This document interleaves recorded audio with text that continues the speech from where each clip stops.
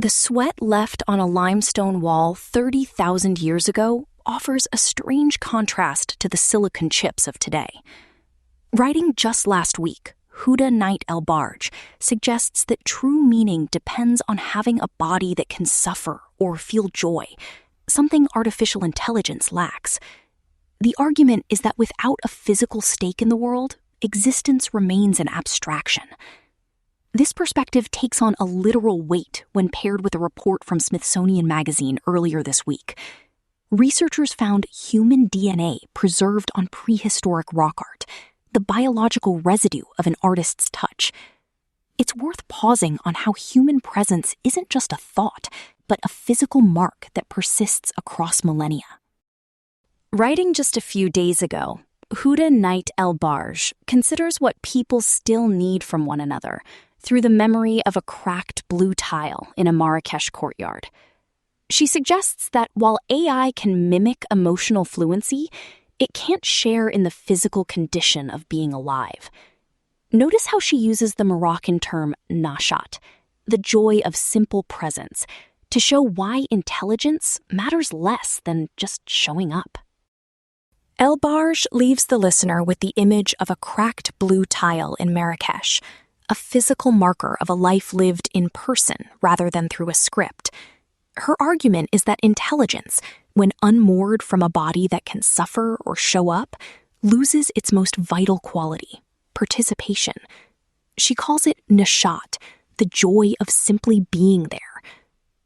Turning to the report from Smithsonian Magazine, that abstract philosophical need for presence suddenly feels much more literal.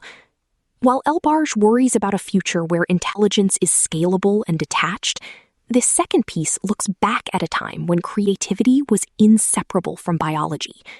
Researchers didn't just find art in those Spanish and Portuguese caves, they found the actual spit and sweat of the people who made it. The interesting thing is how these two pieces talk to each other across thousands of years. El Barj suggests that what people will eventually crave most is the shared condition of being alive. Read alongside the discovery of ancient DNA on a rock face, that craving looks like a permanent human feature. It turns out the biological residue the scientists are hunting for is exactly what El Barj fears is being engineered out of the modern world. The cave walls aren't just galleries. They're proof that showing up has always been the point. In a scientific first, researchers recovered ancient DNA that humans left behind on rock art and cave walls. DNA preservation on cave walls is highly variable, but scientists say their work is an important step on the path toward gaining a deeper understanding of our creative ancestors. Scientists have long been fascinated by prehistoric cave art, which offers a rare glimpse into the creative minds of our ancestors. Now, they might finally be able to meet some of the artists who created these masterpieces thousands of years ago. Traces of ancient DNA from humans can survive for millennia on cave walls and in rock art, scientists report in a new paper published in June in the journal Nature Communications.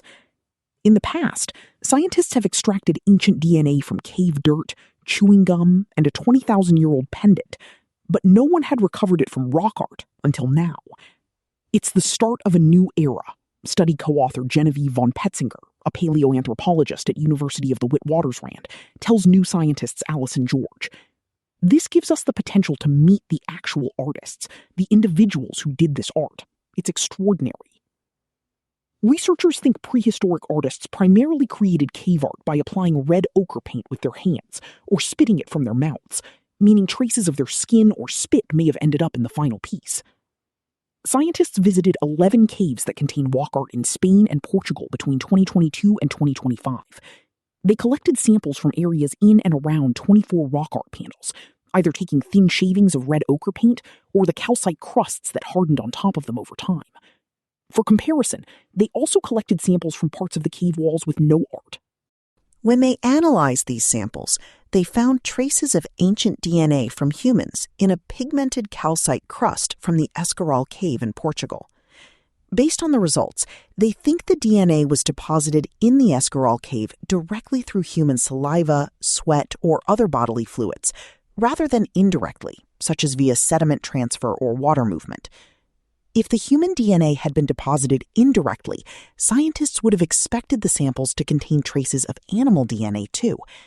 But in this case, the human DNA was unaccompanied by faunal DNA, they write in the paper. Scientists couldn't pinpoint the exact age of the DNA because there wasn't enough of it.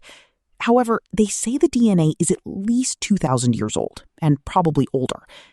Esquirol Cave was closed off to the outside world starting around 4,000 or 5,000 years ago, so it likely predates that period, per New Scientist. They also can't prove the DNA was left behind by the artist who created the cave art. It's possible the DNA came from someone else, perhaps an individual who visited the cave later and simply touched or sneezed on the art, for instance. The scientists were shocked to find ancient DNA from humans in samples collected from unpainted areas of the Esquirol Cave in Portugal and the Covarone Cave in Spain. Some of these samples produced both human and animal DNA, suggesting they may have been contaminated by sediment from the cave floor.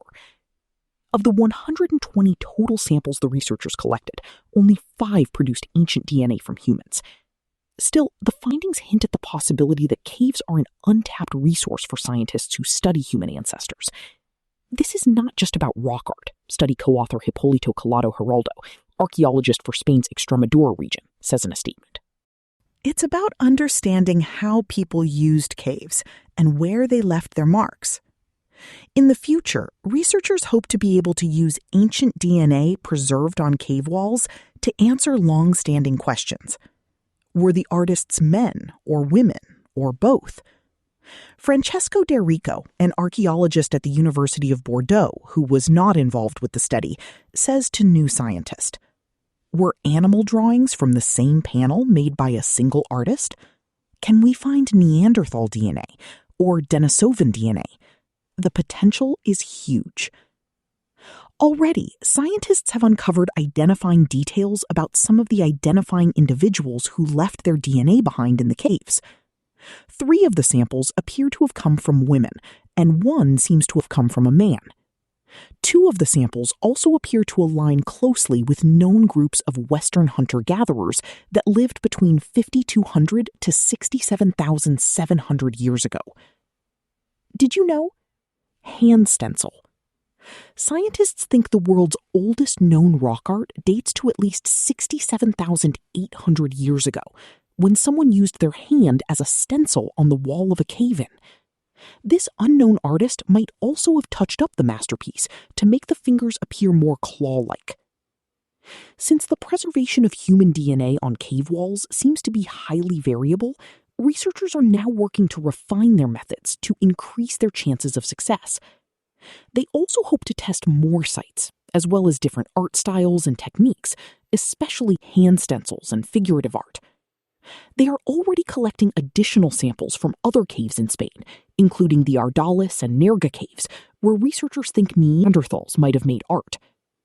All of these things we can speculate, we can wonder, von Petzinger tells National Geographic's Nicholas St. Fleur. But until you have it directly pulled off a wall, you don't know for sure. What lingers is how a thumbprint in the mud or a strand of hair in a cave crevice carries a weight no algorithm can simulate. Code doesn't bleed, and it doesn't leave skin cells on a cold wall. Something about the biological mess of being alive feels true. The way pain and joy are carried in the cells scientists are now pulling from the rock. If the meaning of a life is rooted in the physical cost of living it, what happens to the value of a thought when there's no body behind it to pay the price?